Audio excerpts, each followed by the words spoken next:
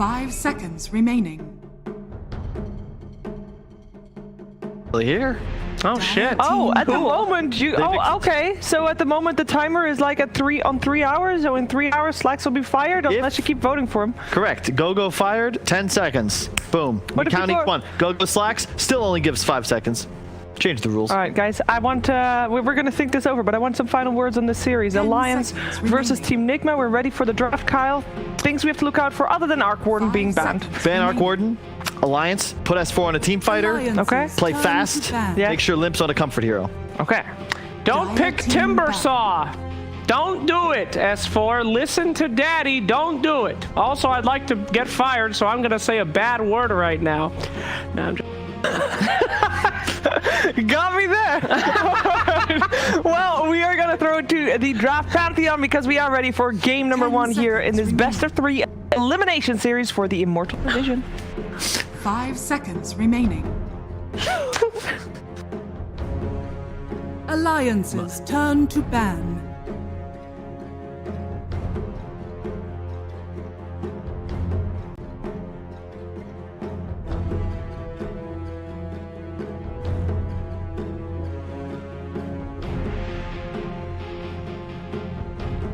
Ten seconds remaining. It is time for the first big fulcrum shift of the day. We started off with our finals over in Divine, but now we're going to put our eyes on the teams of Immortal, and we are going to have an elimination series as well. We're going to try to set the stage for tomorrow for the grand finals, and also today we are going to have another grand final. That's going to be for the region of NA, but now we need to turn our attention over to Alliance versus Nigma. And before we actually do get into the draft, you lovely gentlemen, Lacoste and Lizard, I want to ask you if there's anything in particular that you really want to see. I mean, last night we saw Alliance completely clutch it up against EG. They looked fantastic. They're going to ban out that IO to start things off. Is there anything you want to see from Alliance? I want to see Alliance banning out the Arc Warden. I think you have 2 ways of entering this game, either banning out we completely or banning out that Arc Warden. They didn't ban out the Arc. And yeah, they leave. They could maybe snatch it. Venge is in as well. There we go. Oh, this one's going fast. Thank you. Phoenix picked up, like GA just straight up, plays Phoenix or Rubik. I still don't believe that teams are not banning it against them. So this could possibly be, they open up with Venge on side of Alliance. Like hero combinations for Venge are with Arc Warden, Medusa, or TB, Drow Ranger. Yeah. Drow probably the best, right? Drow probably the best because multi-shot works inside the bubble. Other heroes need to get inside of it. And the problem with that is, though, you're still picking a ranged hero versus Arc Warden. And that magnetic field, you can't multi-shot the towers. You can't buy MKB versus the towers. So it's still going to be very valuable. But if you're looking at Team Nigma, man, it's so easy to predict their first pick. They've literally picked out of the last, let's say, 15 games, 3 heroes. Vengeful, Rubik, and Phoenix. And yesterday they picked Arc Warden, and that's it. Yep. So you know what's coming, but you still have to ban out the Wisp and the Tiny because you don't want to play against that. Exactly. And I think one of the things too that's really awesome when we do get into this situation is all of the sudden, as you know, obviously we were just looking at Divine. The second that we get back to Immortal, we get back to the last 4 teams standing, and really the craziest part of the tournament, some of the best Dota that we've seen, the top teams, instantly.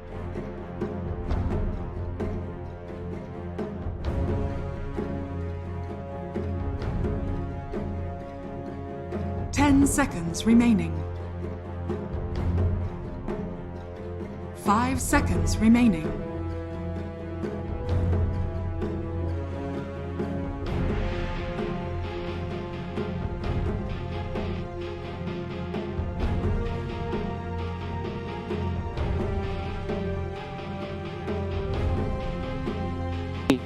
What Storm is the best at the same time, man, you just picked one of the lowest win rate heroes with one of the most played games. He has over 40 games, by the way. That's the thing. And in most of those games, I feel like everybody's saying, yeah, this is a good game for Storm. Yeah.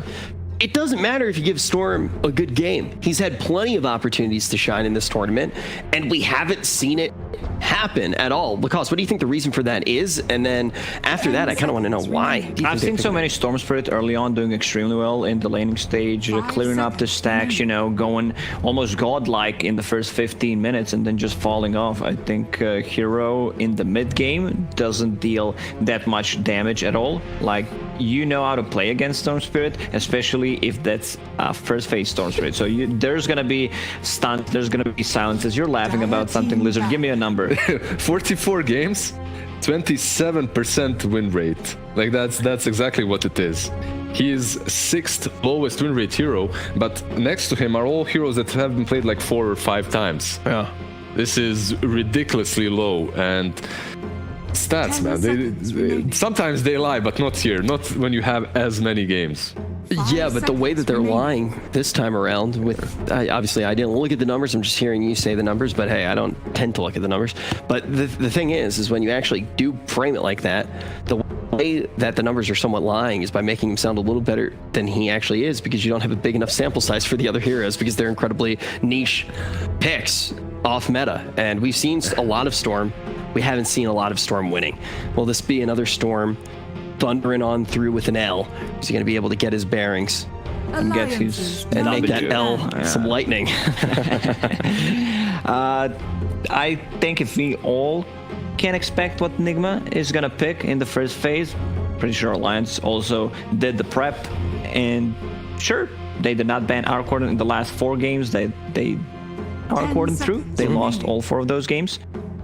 Maybe they just want to prove something. It's the first game of best of 3. You know, if they take out Arcorden in the first game, I think that's a huge confidence boost for Alliance. If you look at the bans from Alliance as well, these are all the heroes that are extremely good with the Arcorden and also with the Phoenix Egg, the Treant, the Sand King, and these are also the heroes they have drafted before with the Arcorden, literally. Queen of Pain is another one. Maybe that's something that Alliance might think about banning, because Alliance have went in a different way, different direction. Viper isn't banned out. Queen of Pain aren't banned out. Batrider isn't banned out as well. These are all heroes that Team Nigma did use to even first phase for Wii. Yeah, and you keep putting that focus on him as well as one of those players that you really do want to be thinking about in the banning phase. But Alliance, they got to be feeling pretty darn good after last night, and I'm sure that they have had plenty of time to actually prep for what this match is going to look like. The Storm Spirit, definitely something that's going to be interesting. Okay, the draft's just going to be interesting altogether. How do you feel about this, Lacoste?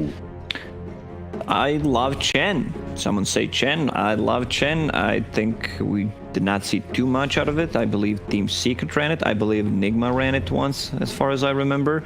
This is the hero that, you know, keeps you alive. We've seen Puppy going for, you know, some extra tanky Chen. It's one of his best hero. He is the best Chen player in the world, tanking up mech, having a Vanguard at one point, Medallion. You know, depends what kind of a playstyle Alliance wants to have on Chen, how much farm does he get, but he's the one who, you know, secures you the lane in terms of having a better matchup, because he can just recall you. It's a longer cooldown now, but still you can save a TP just from that. I hate being the stats person, but now that I have them opened already, whatever, Chen is sitting on a 70% win rate. 70.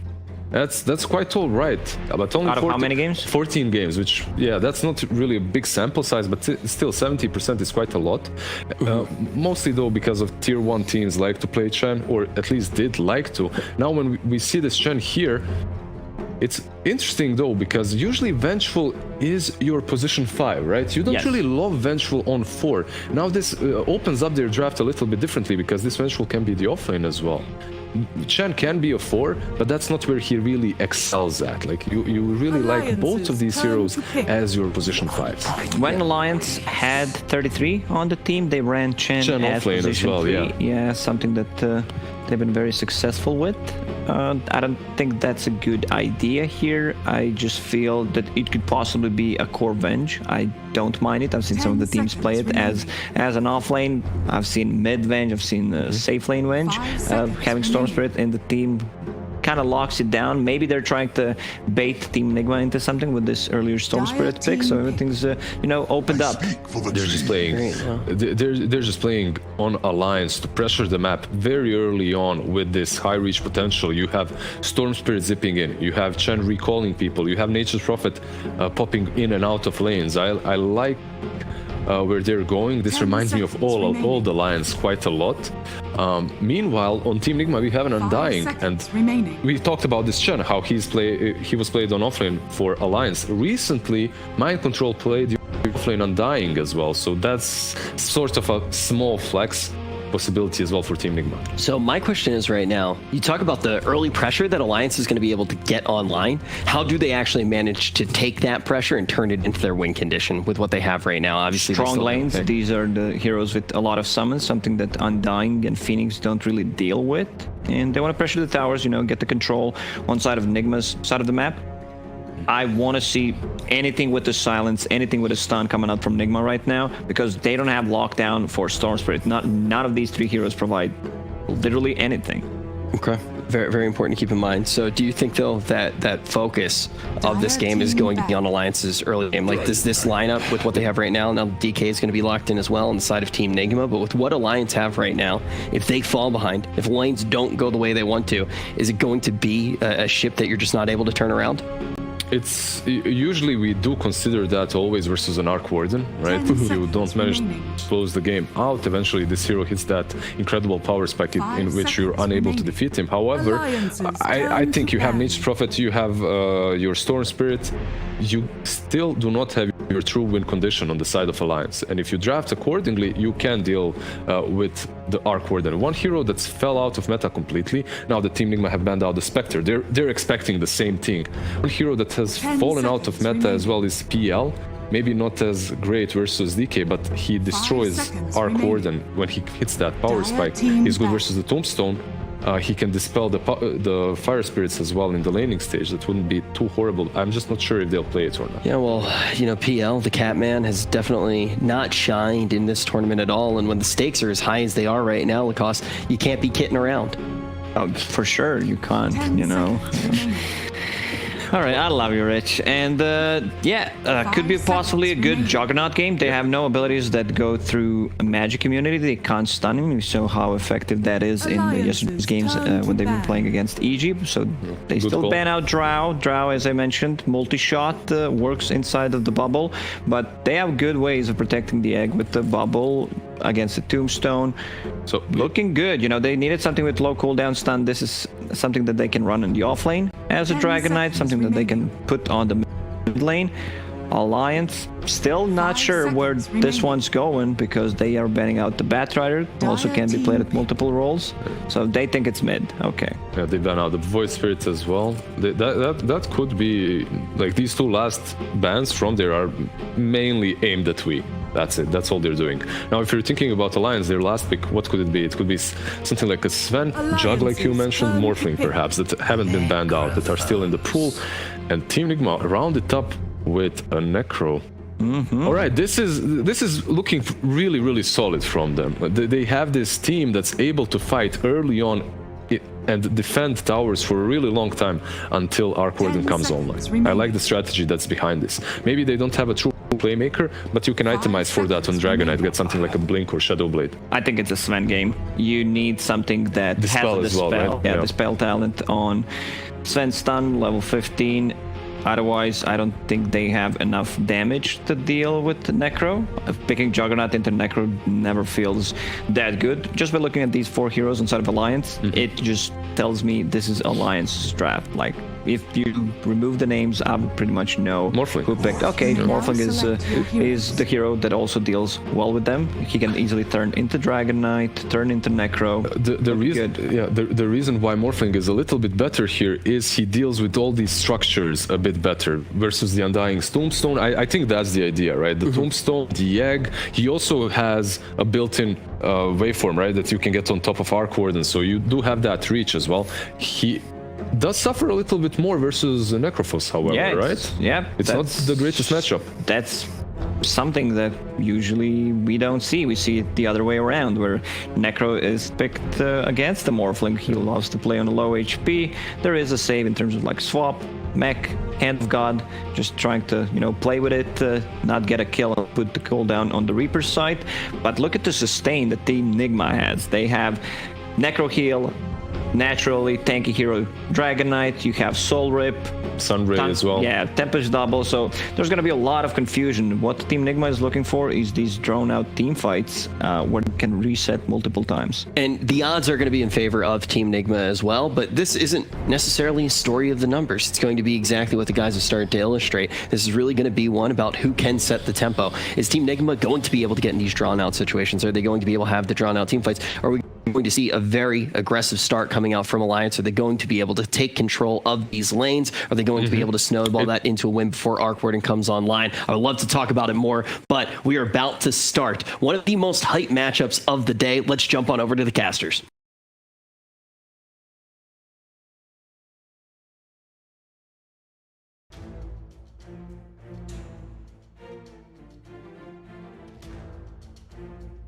Prepare for battle.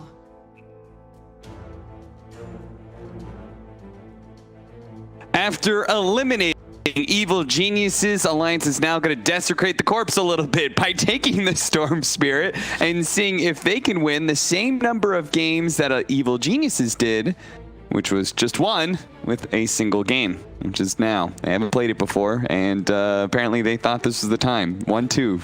Storm Spirit. I can't. Jake, I can't. Like, why do people keep up? Like, why do people be like, well, this zero's at 20%, 27% win rate. Let me just first. Let's relax. Let's chill. Okay. I'm sure they have a plan. They second picked it.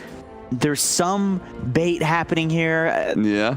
It's the support Storm Spirit? Is that what you mean? Maybe.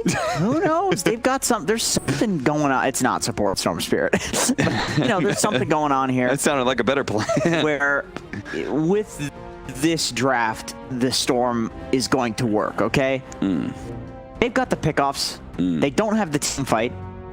I think if they team fight into Nigma, it's looking really rough. Yeah. They have fantastic pickoff and great laning. It looks like they will lose every single 5-on-5 team fight to me. I don't know how you can beat this lineup from Nigma in a team fight. You have to have some crazy item advantage. Supernova, Tombstone. Yeah. Dragon Knight. Two big things out in front. A Dragon Knight, big old tanky hero with a stun out in front. Necrophos is around. You know, he's in the area. And all the way in the back, there's an Arc Warden slamming into you. So that is something that, well, need the Storm Spirit to have a good game, because he is going to be the one trying to deal with that Arc Warden. And it all starts off in the laning phase, I suppose. Great death ball. If they do want to have that Arc Warden just farming up. Solo Morphling. He's got a Chen. Chen is indeed blocking the camp. Yeah, I was a bit curious. Alliance, it looked like they really wanted to get the lane matchup that, I'm not sure what lane matchup they wanted here, but they do have Chen and Nature's Prophet, so they should be able to freely get whatever lane matchup they want at the end of the day, right? Chen and Nature's Prophet, yeah, I think. I mean, you just teleport to the side lane, they follow you, yeah, you just TP back. Pretty easy. I think both heroes will do fine, too, against either side lane. Just slightly better, slightly favoring to have the Morphling versus the DK. It's just a free farm lane, guaranteed. You don't risk having that Necro +1, maybe do well in the lane. But I think the Morphling was a really good pick here. Why is that? Just doesn't care about any of the Nigma heroes. Like, you can kill the structures that are put on the ground, and magic damage to kill the Necrophos. You can jump the Arc Warden, magic damage to kill the DK, who has such high armor. It's gonna care a little bit about the Necrophos, right? It's an interesting matchup, because you hear Necro players say that this is like a Necro favored matchup because you have the Reaper Scythe, obviously to deal with the fact that Morphling's always sitting at low HP with that Strength Morph. But then on the other side of things, you have this Necro who will be amplifying magic damage against himself, and you can just burst him down with that Morphling. You can also just steal Necro and get the same effect on him with the Heartstopper aura. Quite a nice hero to steal. So in which case, we're likely going to be this Necrophos at least build into a hood I would say bare minimum. Certainly, yeah, 100%. Just in case the Morphling does go for that kind of shotgun build. Do you think he is going to go with the shotgun build, or more of a right-click sort of Scotty build, or what do you think? I think we'll probably see him go shotgun. I just feel like the magic damage is great in this game, and they have a Nature's Prophet to go some sort of pseudo right-click build. Storm will probably go for some extra magic damage.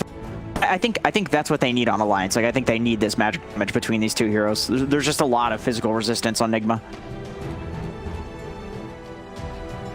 Trying to interrupt the poll as much as possible. Looks like the Dragon Knight's doing really, really, really well. Yeah.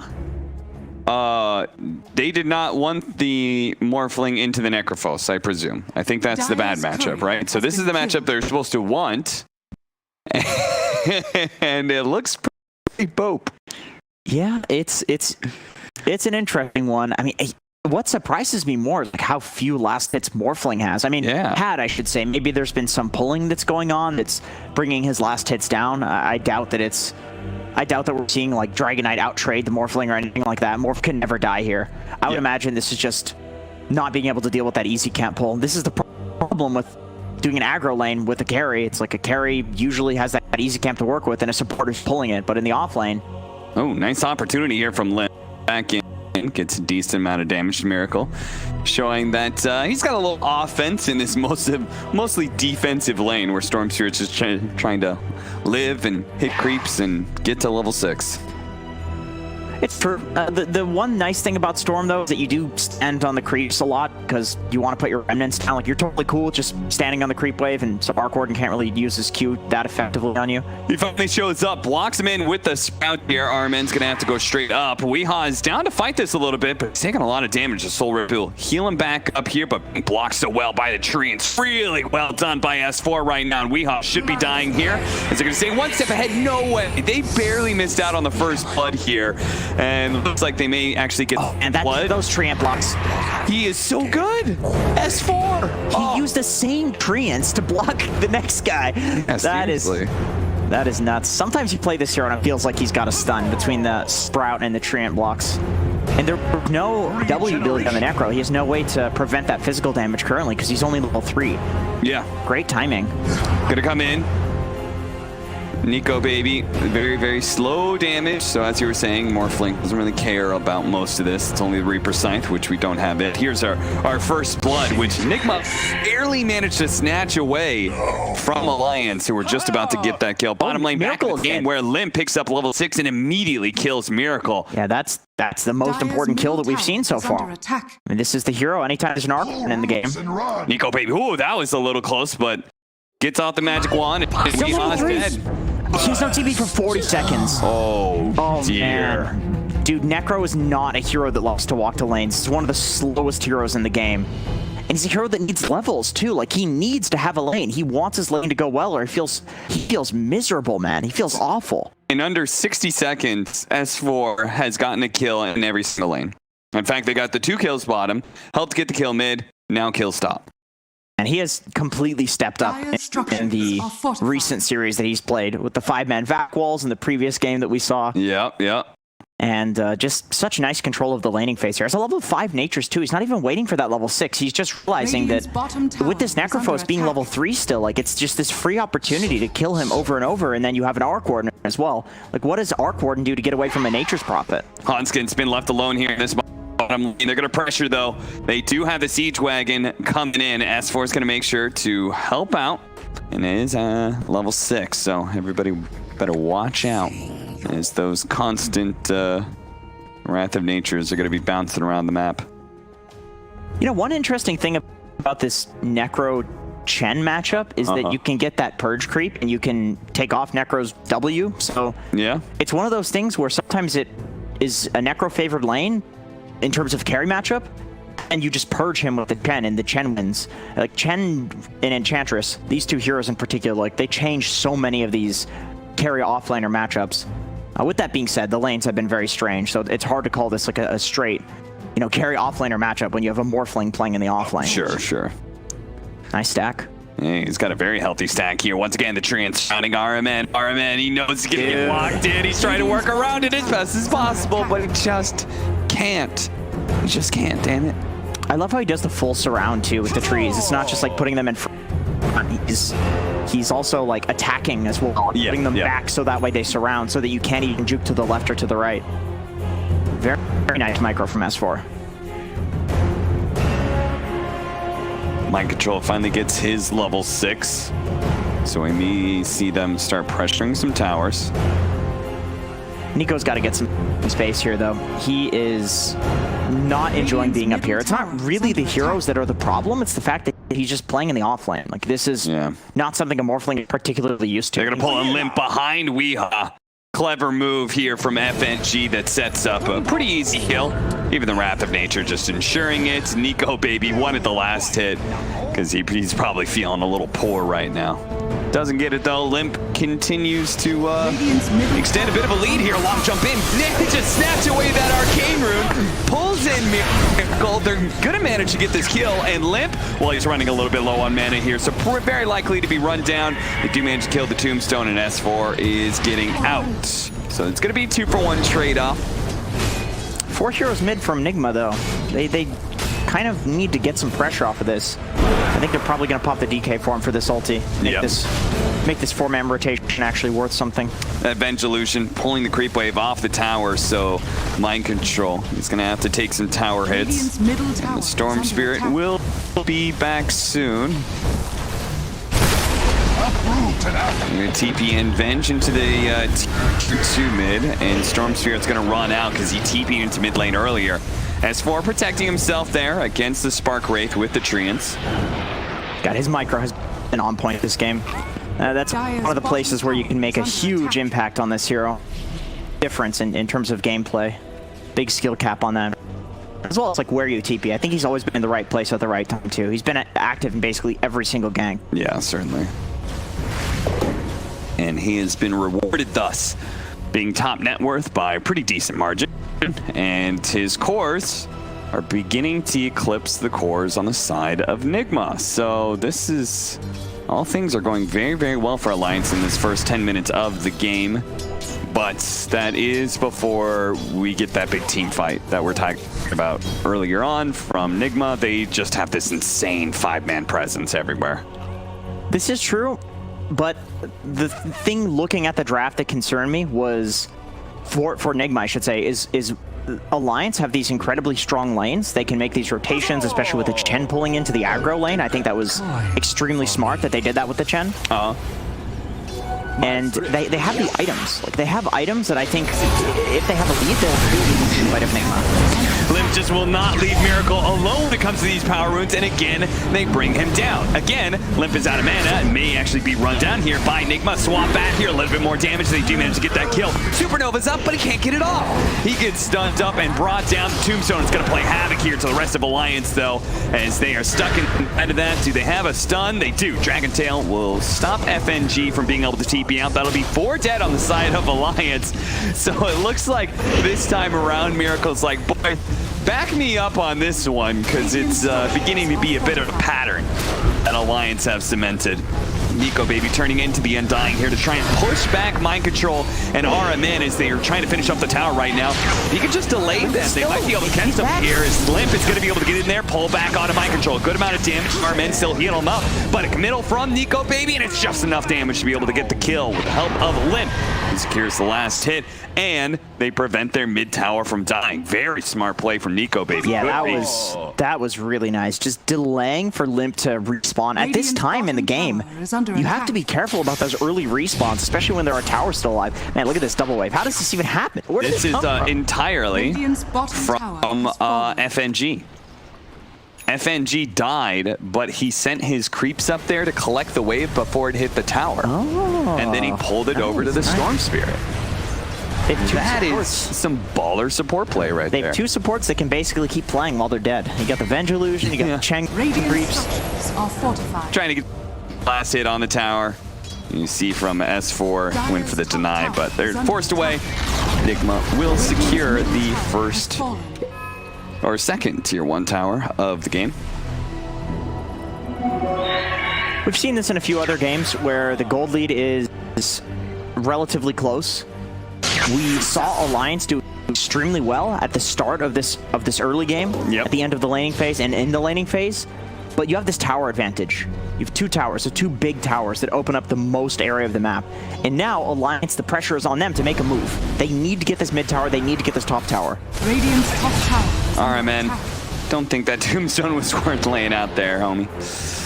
He gives up a little extra gold. No big deal, though. Dire's middle tower. But yeah, is as under you said, attack. the net worth has evened out a lot, mostly because Nigma are using that 5-man presence, all that team fight to just bully Alliance and take some early towers. But Wait, am I crazy? Are they going crest on 2 heroes?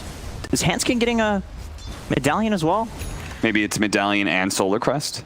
I mean, yeah, So he's that's not going to complete it, right? sure. That they stack, so Yeah. you can definitely go for Dire's that. bottom tower is under attack. Pretty interesting idea. I mean, Maybe it they is just- one of the best items for Revenge to have. Okay, drums. Maybe More they and just more have, auras. Dire's middle tower talked about their is under itemization or attack. something. Yeah. Maybe they'll adjust, I think, probably.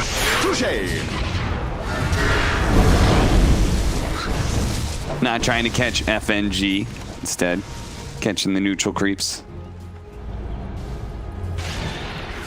Nigma's doing a great job defending this mid tower. This is something they do a lot. Like they do not let this tower go down, especially if they have something like an Arc Warden, where you actually have this reason to delay the game for as long as humanly possible. Basically, if you go to the late game, Arc Warden will win, unless he gets caught out just like this. Yep, so you get a miracle.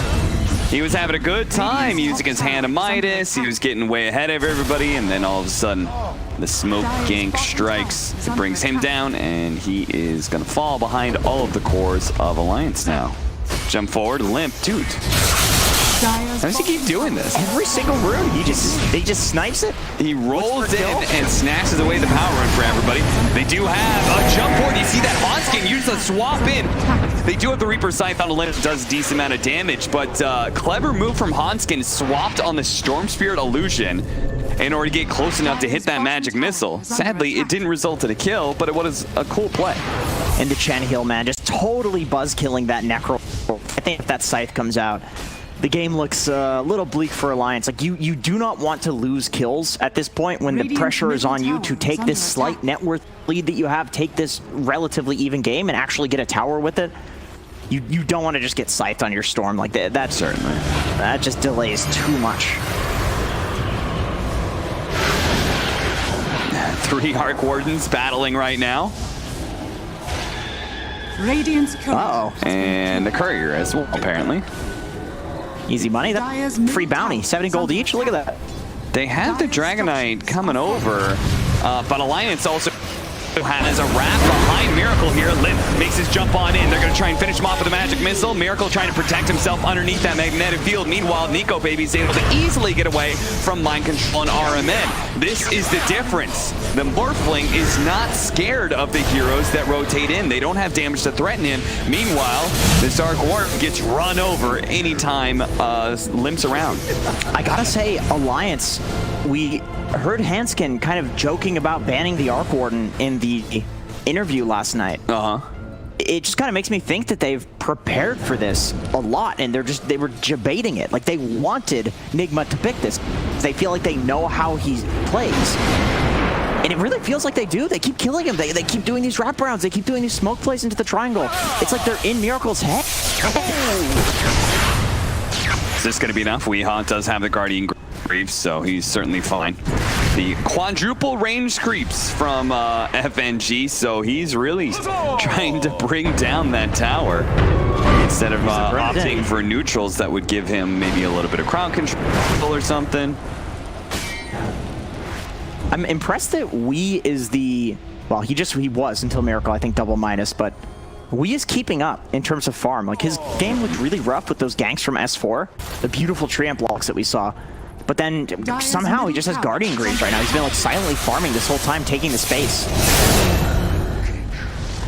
Dire's middle tower. RMN has really fallen. doesn't have a whole lot of places to go. At the same time, Nigma are going to make a smoke move into a support as well. This one is going to be FNG. He's a bit hard to kill, though. Yeah, they're going to have to Reaper Scythe him. It does manage to bring him down, so he's dead for 48 seconds as a result. I don't know if you ever feel good about Reaper Scything a Chen of all heroes. No, certainly not. I mean, once again, we talked about it. Like, he still has the army, right? He's Radiant's totally cool with that. fortified. He doesn't even have the ult up, so he doesn't mind if he dies.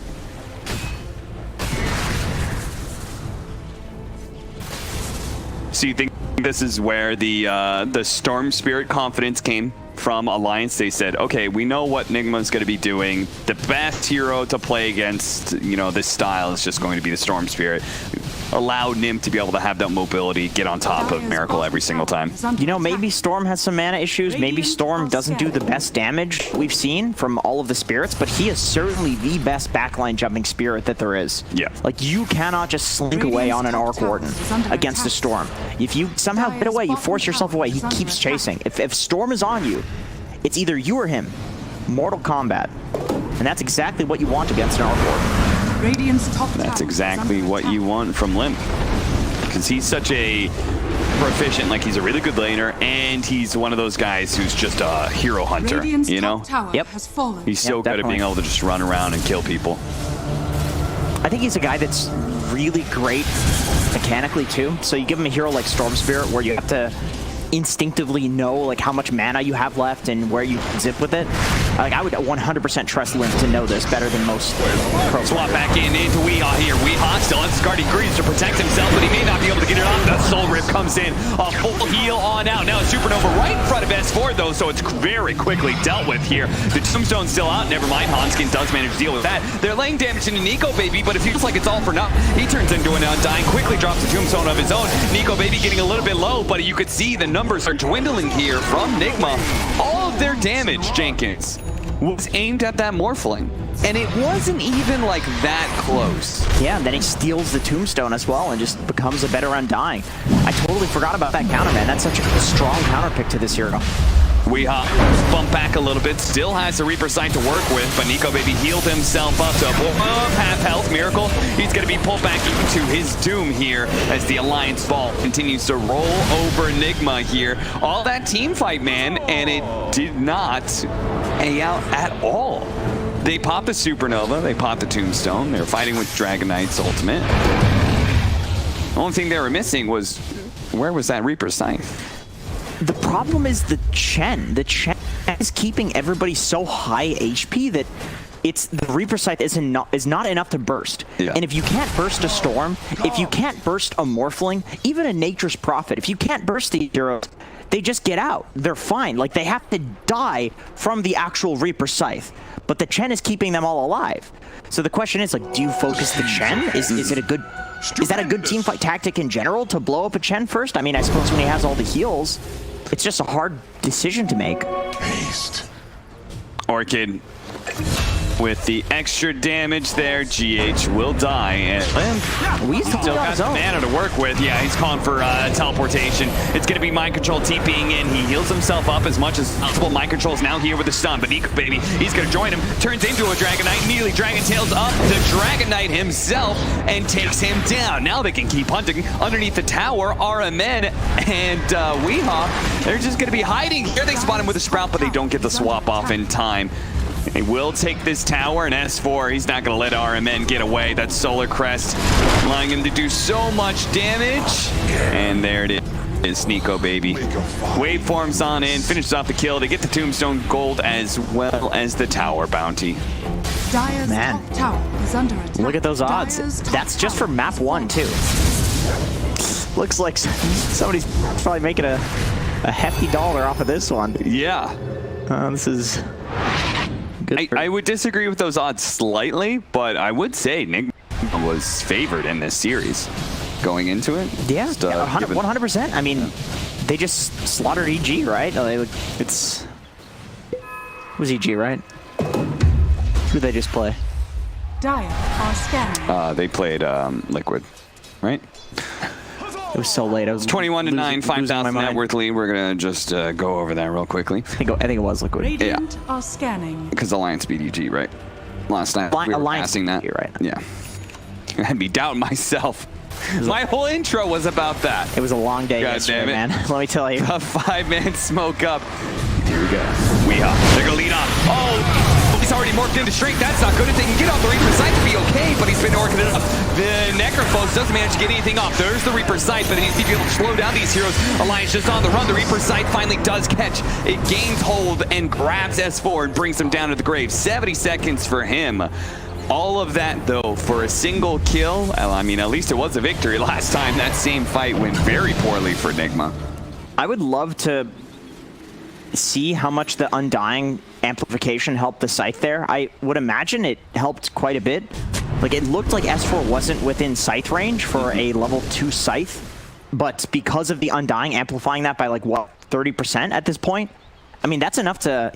Maybe he could have actually Scythed people in these previous fights with the Undying amplification helping out and actually killing people from, like, above 60%. Sure. Dire's structures are It seemed like a lot of damage that he just took there.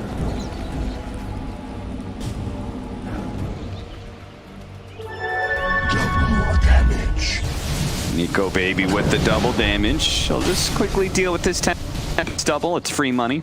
240 gold of which I would love to see. I know production probably doesn't have this, but how much Tombstone, Tempest double, like all that stuff. How much extra gold they've gotten out of this stuff. Yeah, it's definitely been a lot this game. We've seen the Tombstone die quite a few times.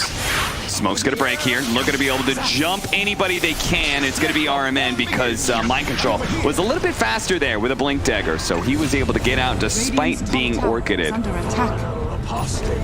So a very small loss. They're gonna ping Roshan here, and yeah, with the rest of this double damage, only a second or two of it, but they're gonna try and chip away. And they don't have a ton of minus armor. I mean, kill it quickly. You have to react fast if you're Nigma. They're going to be able to jump on FNG really quickly. His heal has been very problematic for them, but they couldn't actually get him. Swap back there from Hanskin keeps him alive, and he's even keeping himself alive a little bit with the stick, but eventually he does die. FNG grabbing a Centaur here, trying to get into position to get a stun off somewhere. Does manage to get two-man stun while Limp enters back into the team fight. Straight on to Miracle here. Miracle's a little bit low with the Orchid. He does manage to finish him off. The Supernova is going to explode, getting the stun on the Limp. Limp is going to be Reaper Scythe as well. Not quite enough damage to finish off the kill, but he gets it in the end. Now, Nico Baby going straight for GH as he's currently meteor hammering over the top of the Tombstone. As for Nico Baby, finish that off, and now they're going to try and catch some more with the teleport. Aggressively in, looking for the Sprout, catches RMN. RMN still not having a way to be able to cut through these damn trees, is caught time and time again. You still have your Natures alive too with the Solar Crest. You've got your Venge respawning. You have all the minus armor in the world to finish this Roche. Do you go for and the that's steal? why GH is going for the steal. Yeah. Sunray gives it the vision, sees it's low, and then Nico Baby's not hitting it because he wants GH to be wrong about his timing when he dives in, and he is. He's already committed it, does the Meteor Hammer. Okay, can't jump any longer unless Mind Control tries to grab it. Mind Control is stunned up, trying to tail on him, but Roshan's not dying fast enough. He gets it.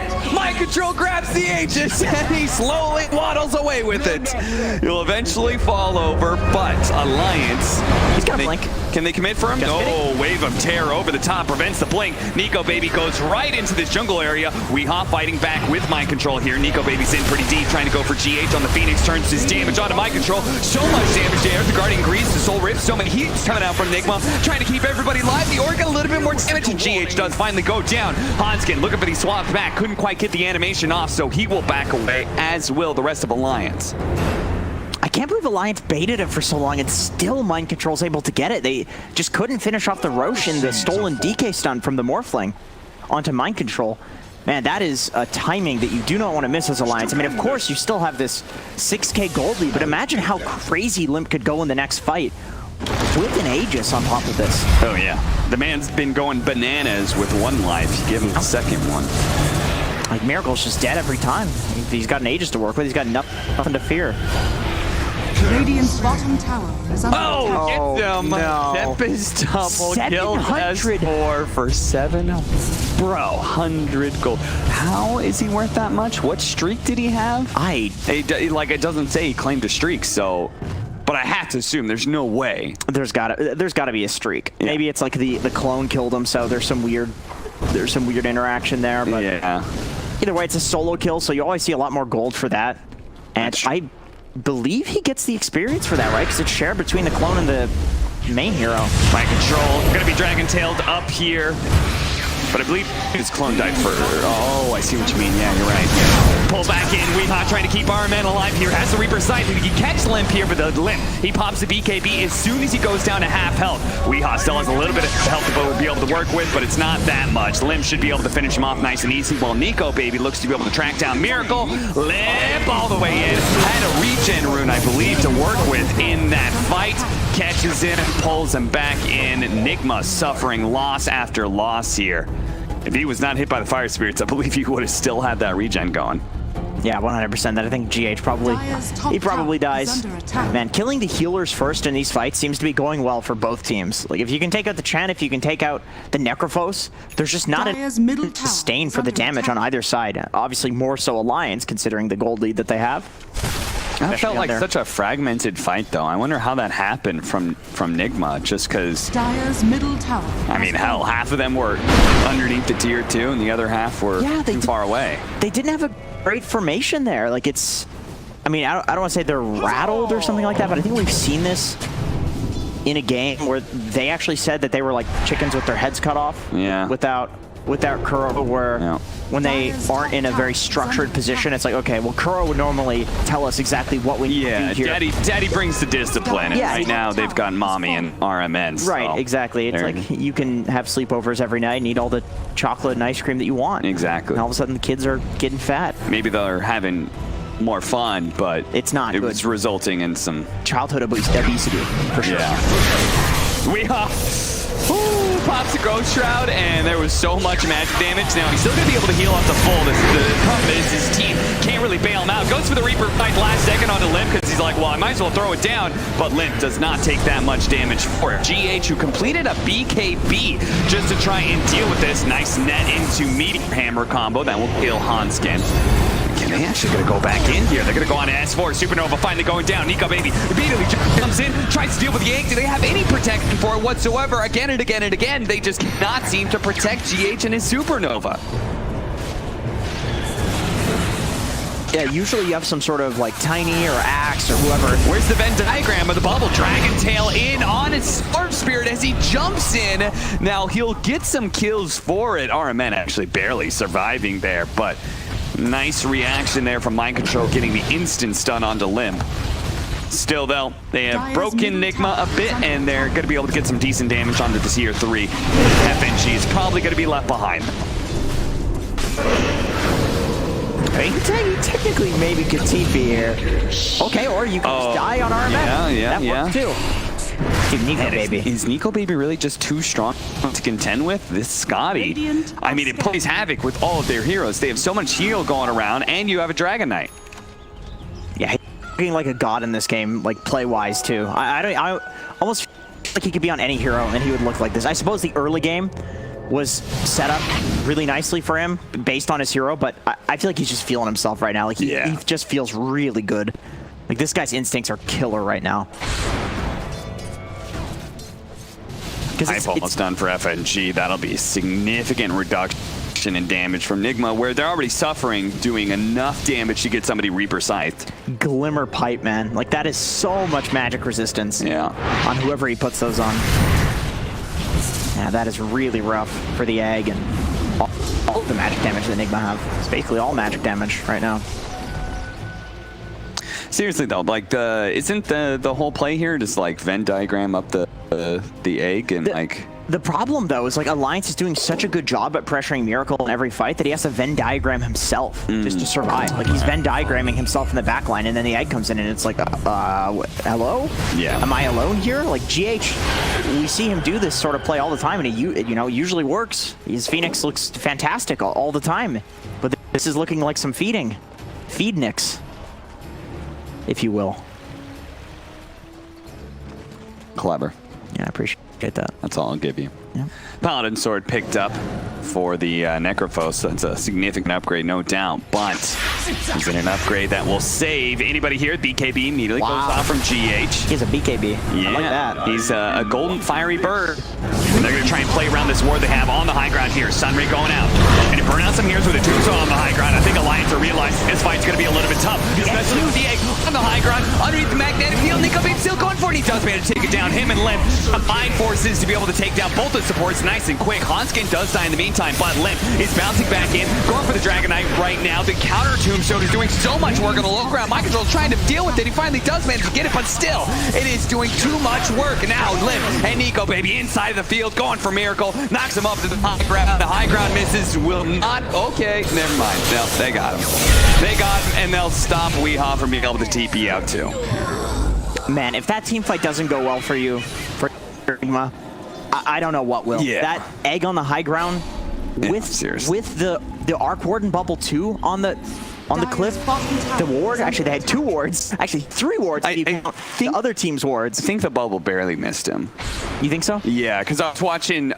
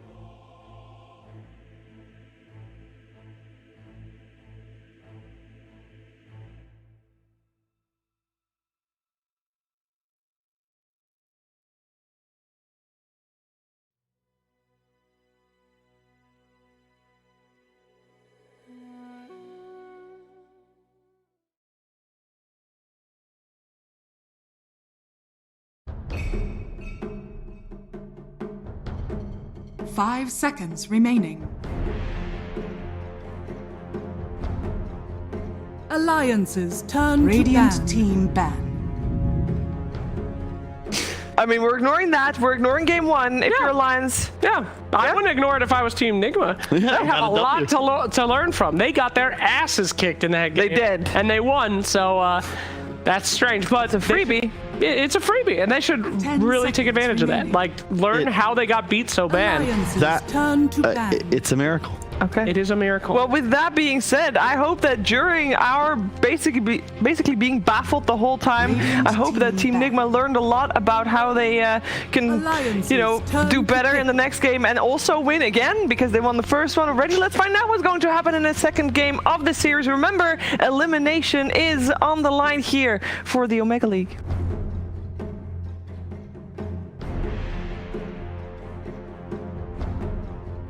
Ten seconds remaining. 5 seconds remaining. Radiant team pick. Wind Ranger at your service. You might be saying to yourself right now that you've never seen anything like that before. There is a word for this very moment created just for situations like this.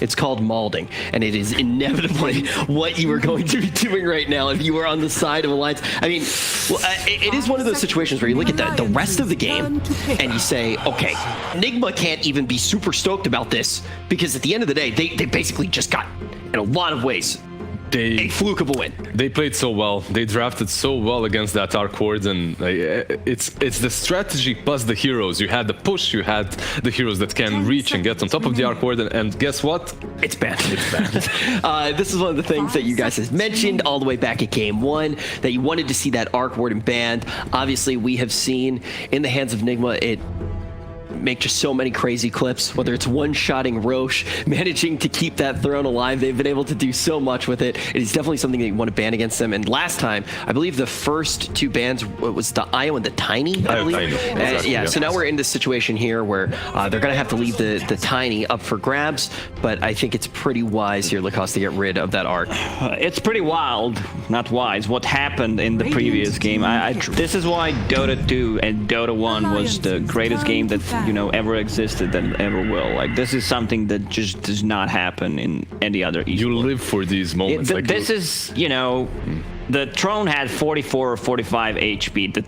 The throne region kicked in. If they had like one force staff to force through the bubble, land an attack, the game would just end. I'm not sure how Alliance can recover from this. We saw their faces on camera. I don't know. This is something that doesn't happen. This is the biggest comeback in the history of Dota. If they manage to come back into this series after that game, 10 seconds. They can do anything. What did this team is capable. It was like 45. Yeah, right? 40. Actually insane. I think at the end of the day, though, when you look at somebody like S4, when you look at all the people who are on Alliance, do they have what it takes to come back after that? They were winning the game. They played out of their minds. Storm is cursed. Storm is definitely cursed. Actually That's a curse. That's some curse. Like, there is no way that hero doesn't win that game. In some countries in the world, if Storm's win rate was your age, you wouldn't legally be allowed to drive. It's like the most abysmal hero so far in this tournament. It's had what, 40 some games? Yep, 26 now win rate or so. Well, no, if it was 44 and it was 27, that means it would be at 23% right now, I believe. Really? Yeah. Which I'm pretty sure you can drive it that low. No. Yeah, it can.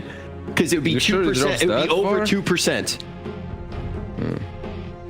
Which would be, if it was 27, it means it would be 25. It would be like around 24. More likely, yeah. Yeah, it'd be around 24. It'd be 24, and if you round it up, my quick math was correct. Nice it was quick, but probably incorrect. But let's not focus on the math story here. of my life. But let's take a look at game number 2. So if you look at the openings, Alliance did throw a little bit of a curveball with this Wind Ranger opening because of the Bloodseeker. Because usually we see the Bloodseeker plus Wind Ranger, right? Very true. And now they did leave out the Phoenix, which both of these teams love to play. Nigma snatched it away from them.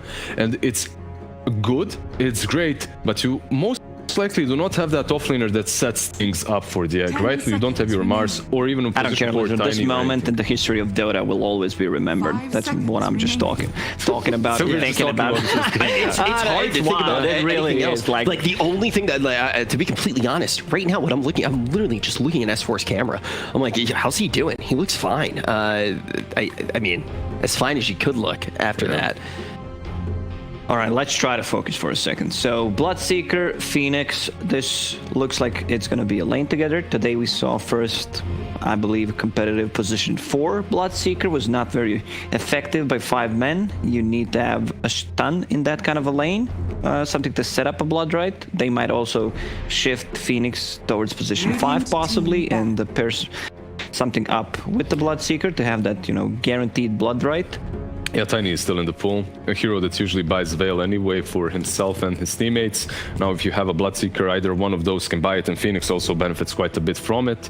That's definitely a route that they could go for. When you're thinking about Team Nigma and their cores right now, our Corden is banned out. What else remains? They play a lot of Medusa, which is amazing combo with the Phoenix. There's also something like an Anti-Mage that's left in the pool, which is pretty sick already when you look at it versus Doom and Windranger, something that they could go for. What they are lacking, though, is control and stuns, like Lacoste said earlier. Okay. So looking for that as we move forward into this draft. I know that one of the big things that you really started to talk about, Blizzard, when we sat down for game number 1 is just the idea of what players do you want to be banning around. Is that a mentality that you still have going into this game? Radiant Did they just level up? Did you see that? Yeah. I'm sorry. Like, I think that really they cool. all disinstantiated and then reinstantiated for a split second, which I actually believe that we do every night when we fall asleep. We're a different us every single day when we wake up. We have not lived a connected life. When you say level up, do you mean 10 we're a seconds day remaining. older, or we're taller than we used to be because you shrink as day 5 progresses? seconds No, remaining. I'm saying that you, right now, you've only existed since you woke up. It's a hard so reset it's every new single self time. every time. And you need that going into a game like this. Maybe Lions should take a nap and actually just come as their new selves, shake off the day before. Most of the teams have focused on banning out these heroes, and because of that, he needed to find his new self every game. In the last one, it was Necro. Before that, we even saw him on something like a Tide Hunter. So maybe Alliance is opting to not go that route. You can see the TB band, the Arc Warden. So far, out of all of these heroes, only one is aimed at and that's the Batrider. Very important. You need to have that diversity in your hero pool. Yeah, it does look like they're setting up for a Dusa. There was a draw. Now, if you're Alliance, you're thinking both of these heroes work so well with the Phoenix and together with the Venge. Do you let them go through and try to counter them? Do you pick something? Remaining. Do you pick one of those two for yourself? 5 seconds remaining. Having Doom, Medusa, Windranger just doesn't feel that strong. I think that's not the route that they want to go into. Instead, they should just try to focus on their game plan, I would say.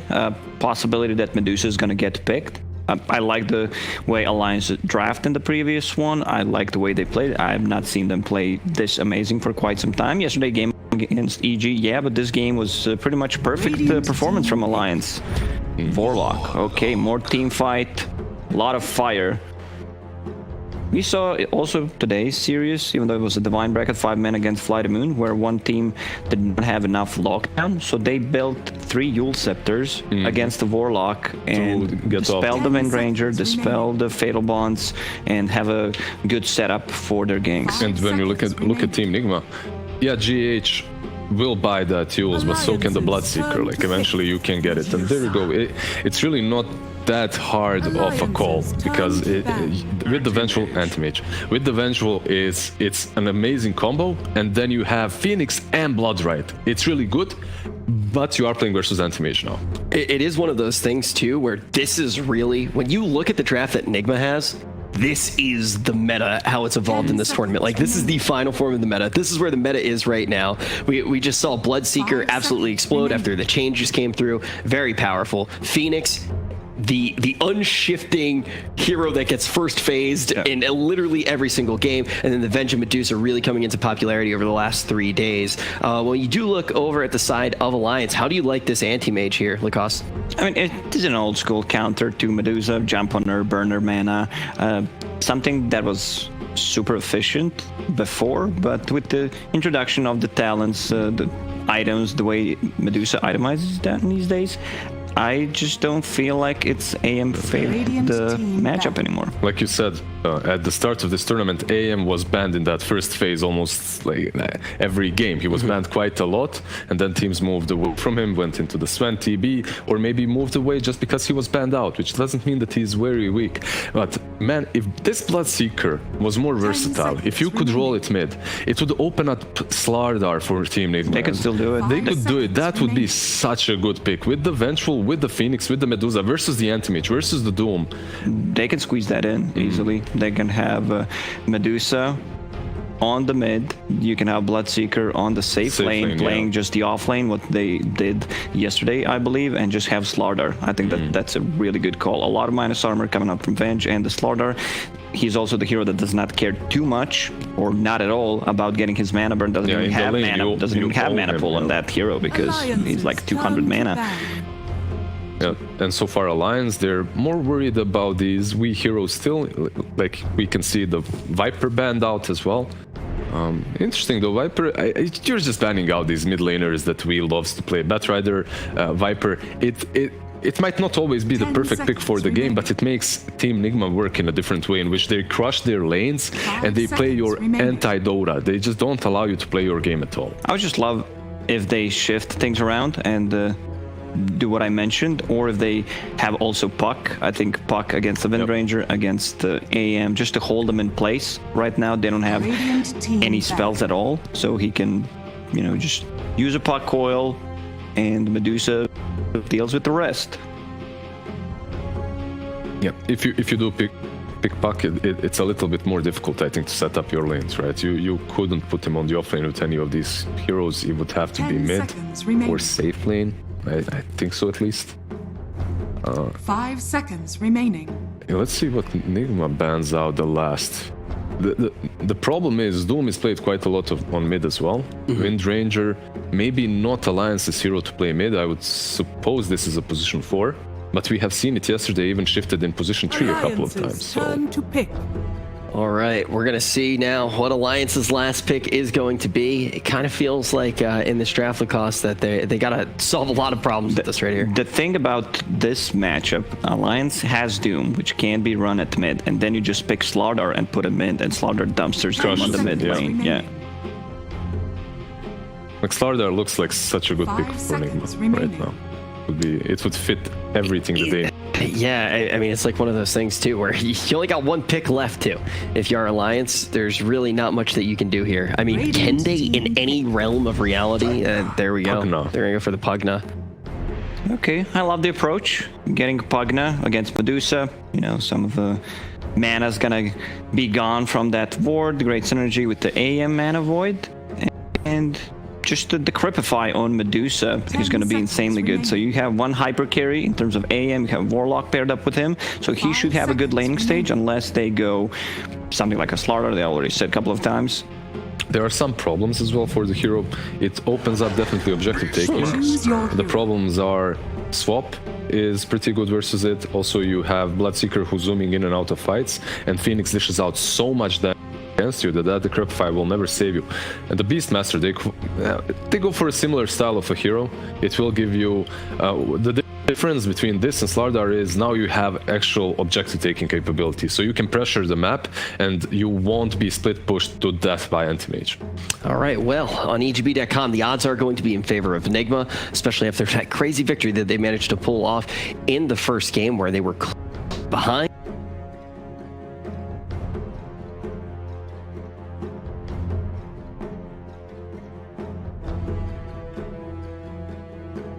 Seconds remaining. 5 seconds remaining. Just kind of lacks stuns. The chase potential is really like not there, especially if one of the key heroes die. So we might see like engagements for 30 seconds, heroes not dying at all, and then trying to reset. But I'd still favor Nigma's lineup.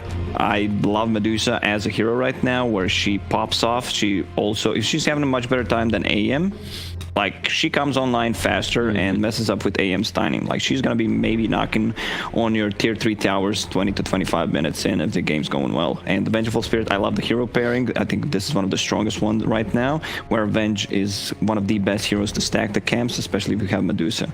And I think one of the important things to keep in mind too isn't just going to be the draft, it's going to be the loss that Alliance is coming out of right now. And it's times like these where you actually turn to the words of other champions, maybe even a champion who's won more than once, maybe even 2 times. Sometimes when you have a loss like that, you have to say, it's out of my hands, but I'm still in control. You can never stop the power of my soul. Let's see if Alliance can put that to work and bring it back and extend this to game number 3. No blood for you. Wish I'd learned how to read. Oh, hello there, friends. Welcome back. It's Alliance versus Nigma Game 2. We just witnessed an epic comeback, and we're going to start things a little slow here going into Game 2, because that excitement was just a little bit much. I have some severe issues with crippling anxiety, and definitely that's something that's not helping out, and so just requested to have a chill stream, and I hope you guys don't mind. Yeah, we're all going to take just a little bit of a breather. Yeah. Relax. Breathing exercises. Straighten up your posture. Breathe in deep through the nose. Out through the mouth. And then we're going to start game 2 of Alliance versus Nigma. Let's go, baby. All right, let's go. What do you think about this draft? I don't know, but I'm hoping we're cutting to the game soon. Please. I'm hoping we're cutting to the game soon, because it's getting a little awkward on us. Quite awkward. You know what else is awkward? I was like, this is going a little long. How do you recover? I don't know. How does Alliance recover from that insanity? I feel personally like I have not recovered. I watched it with you. That's all that we did. We just watched it. We just said words over it. And I haven't recovered. But I didn't have to move my fingers at all. Absolutely not. I mean, you can see Hanskin. He's touching his nose a lot. So he's stressed out right now. Very stressed. S4, he looks pretty chill. He was smiling a couple of seconds ago, taking but after that taking game, a sip out of his baby bottle. Really shell-shocked. He was like, he did. What just happened? He's got his milk. He was drinking out of that bottle. FNG, looking alpha as ever. The fluff panel said it though, Jenkins. The draft panel said it as well. If you are Alliance, if you are able to, as you said, just kind of have amnesia and forget that whole thing kind of happened, you should walk away with Game 1's information that you won that game. This is true, but then you're playing a 3-game series. You're playing a best of 5. You got to win. Then again, I suppose that's not forgetting, but if you have to win a best of 2 and win both games in the best of 2, that's not really a best of 2, you know?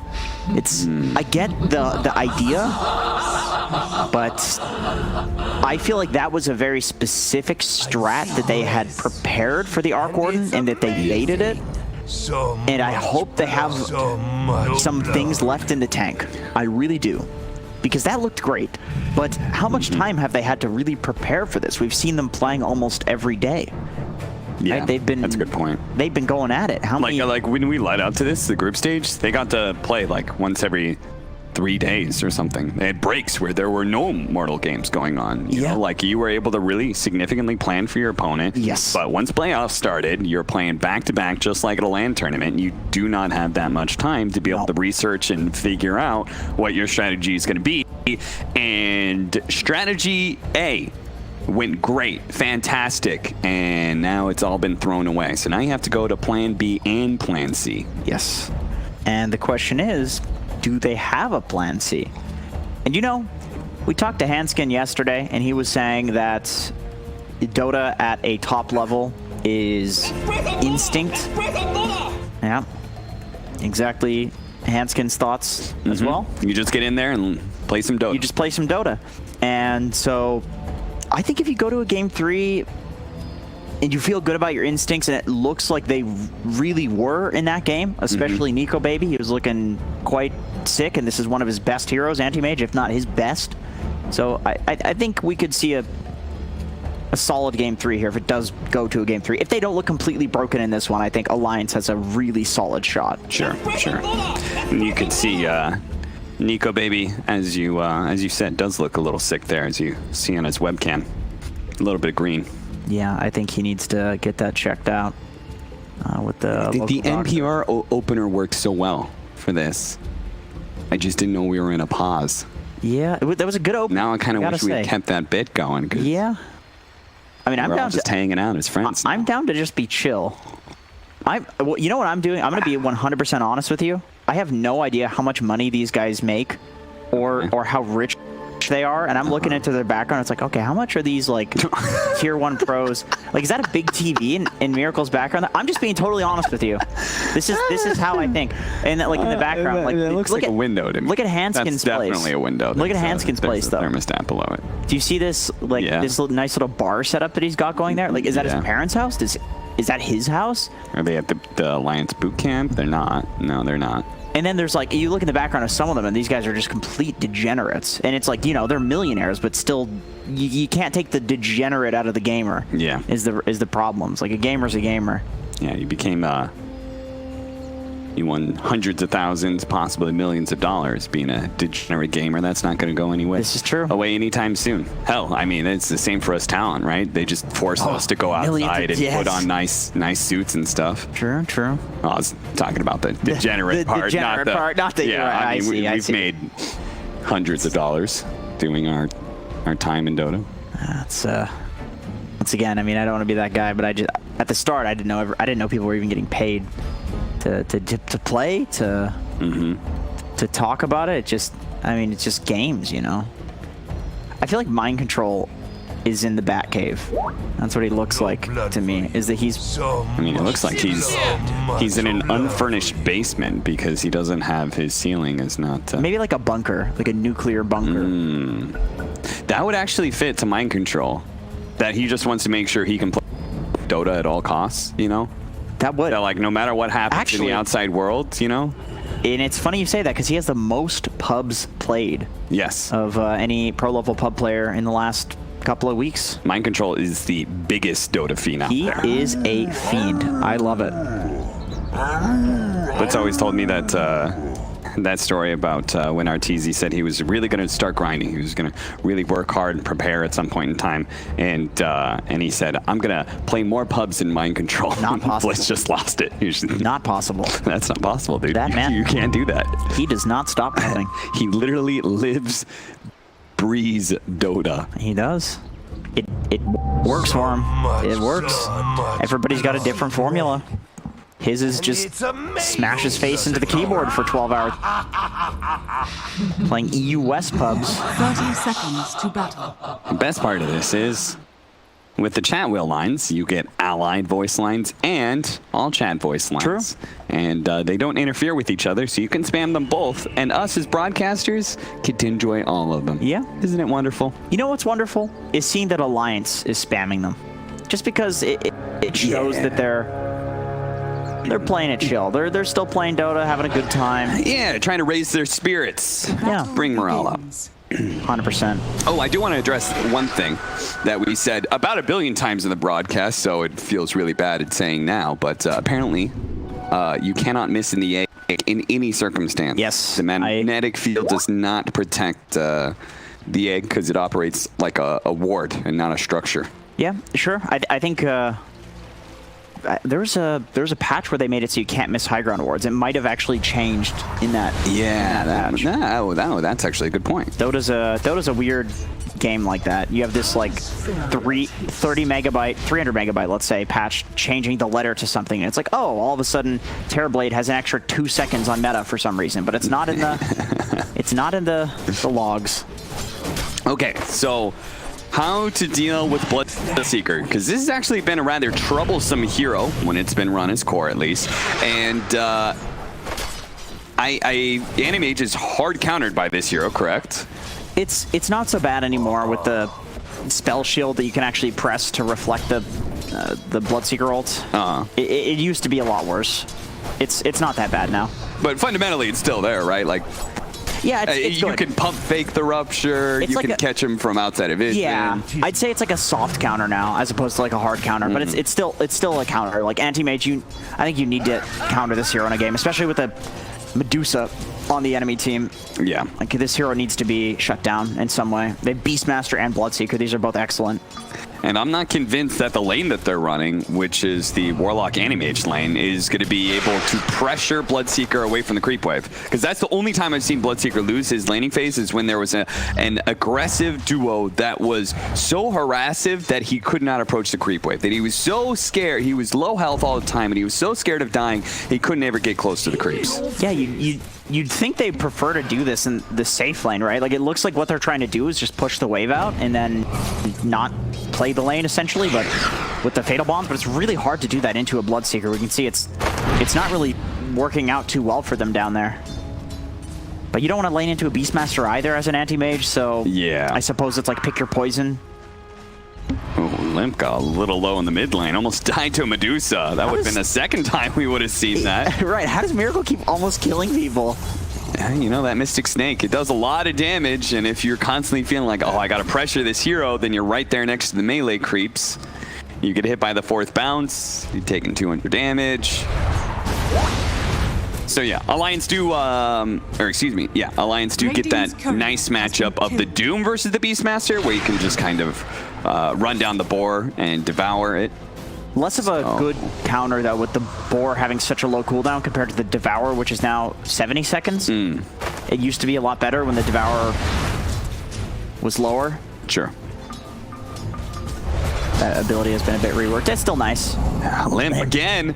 Oh, he's going to be able to get him, I think. I think that's it, dude. One hit. Oh, regen. Ooh, so close. How does that feel, Miracle? Hitting something and it's one hit away from dying. How does it feel?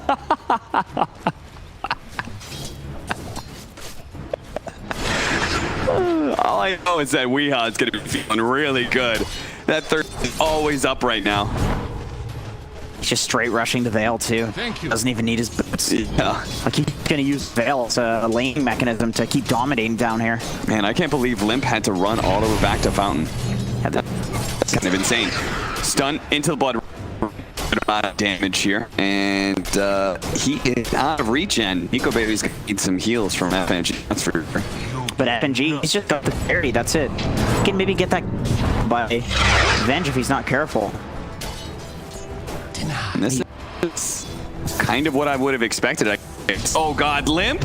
One more hit! Oh no, the Grepify! Again. Again and again and again and again and again and again and again. What? I'm got this time. I don't. And a regen. Regen rune. Oh, good. Not good. I think that's why Limp was so aggressively trying to take down Miracle there, because he's like, I'm screwed either way. If I don't kill him here, he's gonna get the regen rune, and then he's gonna dominate this lane. How does Miracle keep beating people mid with goddamn Medusa? I don't know, but Nico Baby's about to get a kill on a week. I didn't expect that. So, unexpected things ever. So, you know, we have this Medusa that's popping off mid lane, but side we have Anti-Mage. This is a hard counter. The hero cannot function if Anti-Mage has a game. You just pop or what? Burn all of her mana. There's so much effective damage. Oh, they just get 4 bounty runes? I think they are S4. Oh, sorry. That's Nigma getting the other side of things. So it's going to be 2 for 2. We gooch. And it requires S4 to actually leave lane, which probably doesn't feel too good. There's Weeha, 420 movement speed. Thank you very much, GH. No boots either. He's just that fast. Oh no, this is soul kill. Oh my god! That would have been so sick if you pulled that off. Funny thing was, FNG turned around for the heal. If he kept going, who knows? Maybe you get the adequate enough body blocks. S4 is going to be slowed down even more. The boar continues to put him up. Onskin deals with the boar really quickly. That was the first thing he addressed. Wasn't going for the heroes there. Knows that the boar is the most important unit in this lane. Big stack here too. Ooh, really big stack. Not too many heroes that can take it in this game. It's really just my heroes. Deuce of Phoenix. Yeah, like I wonder if Weeha is gonna rotate up there at some point and like Bloodright down that. Sure. It's like big enough, right, that you'd be willing to move a core over. Yeah, you could secure that. It becomes an objective at that point when it gets that big. Oh no, he's round 2. into the tier 2 tower. He's going to pop his healing stone. FNG to turn around and kill that healing stone. So hopefully we died the last couple tower hits. He's dead. He's dead. He's dead. He Sudokus. So I don't know if there was experience range for anyone. Okay, he's got level 6. So Limp is okay here. Oh, geez, Mirror. Yeah, I think he's going to try and get the Mystic Snake kill, but this is kind of insane. He gets, he's going to get some mana back. That might just be enough to save him. The mana shield. Ooh. Just enough. I can't believe he just manned up there. That was wacko. I have never seen anybody play Medusa so manly. Like, this hero is not supposed to be doming people in the early game like this, but he's just owning. Man, hang up on a Pugna. Are you serious? Rolls the beast. What can you say? Yeah, I don't know what to say. I almost feel like it's not the hero. It's just him. Do you believe he's still best player in the world? I mean, it's hard to say that, right? We know you won 2 TIs in a row, right? Like, can you still be in contention for best player in the world, but not be the current champions? I think if we're talking mechanics, then sure, yeah. I think Marble is he's a robot. He's hyper focused, but best player in the world. My opinion on that has kind of changed. You know, like Seb is up there. Tail, like, oh yeah, tackle shot. That's going to be able to land, allowing Limp to get a lot more damage on the mirror. Nothing major, nothing irreparable. At TI, it was a 3-2 as well. We have to remember it wasn't. You know, it was almost another team that we're going to win it twice. Trying to run him down. Sunray. I think most people's argument would be Anna at that point for. True. Because, I mean, the guy just seems to be so insane. He's just showing up and winning TI like that. He's a mystery, that guy. Truly an enigma. Yeah. Big ol' easy camp deck. That's not theirs, but they're yoinking it anyway. Take that mango tree and run. Very nice on Medusa. Carry 3 of those around. Sure. Unironically, a lot of effective HP. Two-man smoke up here between the 2 supports. Top lane where the Beastmaster has been pressuring S4 a lot. He's been pushing in the creep wave, doing some damage to the tower. They must have the Doom, right? There's no way they do this when he's not 6. Yeah, they're gonna try to run him down. They get the shot, it'll be free Doom. Yeah. So that will, man, they brought Nico Baby to this. That's very interesting. So I wonder if S4 is going to TP out. Yeah. He's trying to get the board tonight. You see this? He's going to go for it. Oh, he mana boards to ensure. That is respect to mind control right there. He's like, I don't want to let this guy make some swag right now. 100%. I mean, they committed so much for that. And yeah, like you mentioned with the anti-mage rotation, it's more so about the fact that he wants to play up here anyway. So if you get a kill while making that rotation, it's just 2 birds, 1 stone. You got to be efficient like that if you want to be a top tier Dota player. So S4 will run across the map. 10-minute bounty runes are coming up here. GH continuing to stack and stack and stack and stack. Did we ever clear through that hard camp? I mean, it looks like it has been cleared through, so I wonder who did it. It looks like Nico's farming it right now. So I don't know if it's he's just farming a small. Yeah, I think the stack definitely got cleared through. There's no way Nico could do it. Probably kited by the beast. It looks like mind control's really high level up here, so I would imagine he probably took it with somebody else, maybe Venge. So if they manage to get hands on that stack, and Miracle's gonna come through and clean up this hard stack as well. Dirty. They are building a really big net worth lead for this early on to the game, and Anti-Mage may be a counter to Medusa. I feel like this counter hasn't been, it's not as potent now as it used to be.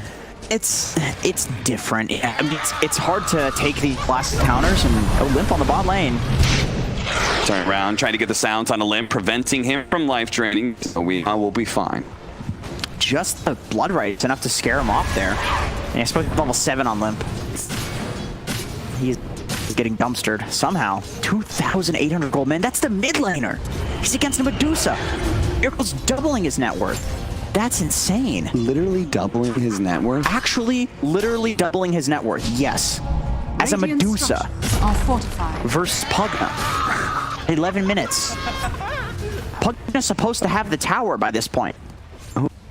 Here.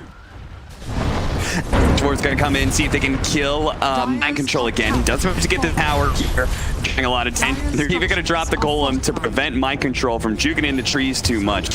Have a hawk over there. Weehaw. Okay, they do manage to get that kill. So Lions, a kill on both sides of the map. Even if they lose their tower, I'm sure they are feeling pretty good about that. Please team, don't feed, I'm farming, says Miracle. PLS, we relax, get your fight. Just chill. I'm gonna use the Stone Gaze here and see if he can actually run down Limpin. If he gets in front of him, or maybe just right-clicks him to death, he's gonna decrep and keep on going, but Decrepify only gonna last so long, and he's got another Mystic Snake. You have any vision? The Mystic Snake would kill him. No, way into the trees, he's out. The Medusa solo gank towards that very dangerous dead lane didn't work. I can't believe I'm trying to say these things. He's just running down a Pugna at 12 minutes as a Medusa. The guy he was supposed to, like, he was laning against, right? Yeah. Limp is support.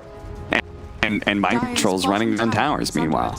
Yes, he is. He just got another one. Mid lane tower is dead. Necro 2 already. And now he's going to be hunting, and he's probably going to get a kill here. He's going to run into FNG with GH behind him with the double damage. So FNG's very, very good. And Nico Baby's pressured enough. Can he block this? Can he block this? Shield spaded out. Goes for the rupture with the blood right. He gets him, but he blinks the trees and TP's out. Smooth by Nico Baby. That used to be much worse. That counter, it's like it makes it weird for them to try to go on him now. Gives you that opportunity to get away. Radiant's bottom tower is under attack. War does have Doom, but they completely understand how far Miracle is right now. So they're like, okay, this guy's too big to bring down. We'll just kind of force rotations. That's good enough. And we saw last game too how Nigma will rotate if Miracle is getting gone on, where he was the Arc Warden, a much less tanky hero. He was having a much worse game.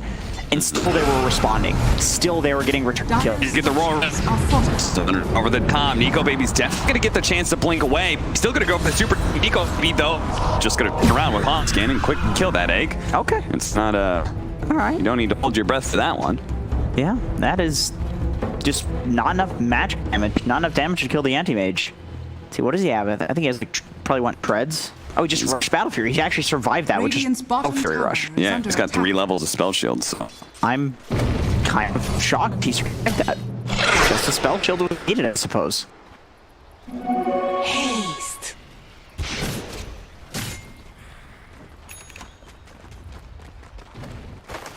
Hasted on up. I like how they keep on. I mean, I think I like it. Just kind of keep on running a Nico Baby, and he keeps on having to forfeit as a farm. Like, he's not really under threat for some of these, but he does have to vacate the area. There's really just not that much area to farm out. As Lance gonna be able to jump on a Weehaw here. Ooh, what was that damage, man? Was there a Dagon? Did I see a Dagon? Did he? No, oh, no Dagon. Just he lots of nuke damage. Yeah, very big nukes. Decrepified into like power shot must have been. His power shot does an insane amount. Yeah, it was a power shot. Dire's top tower is under attack. On the creeps and maybe some stuff hit that. The doom spell, he did the clap, just everything all at once. It was really looked like a big dag in there. GH Phoenix. He doesn't have knife still. He is stuck, and Nico Baby. We don't need to mana void him because he's got full mana anyway. To the underscape. Okay, you hear Nico Baby doing the fake on the mana void, and you see that he has. That's like no way. Yeah. Doom.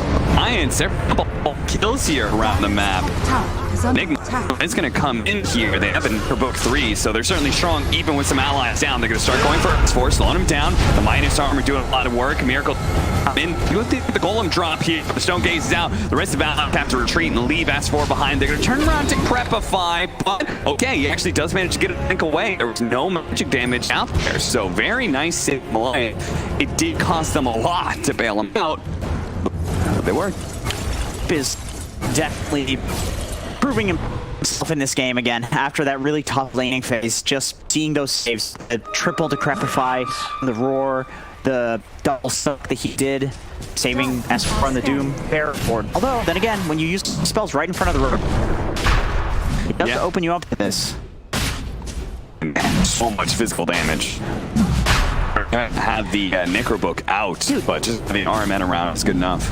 Roche is hitting Miracle there. Every time he hit, like a tiny little sliver of his HP went away.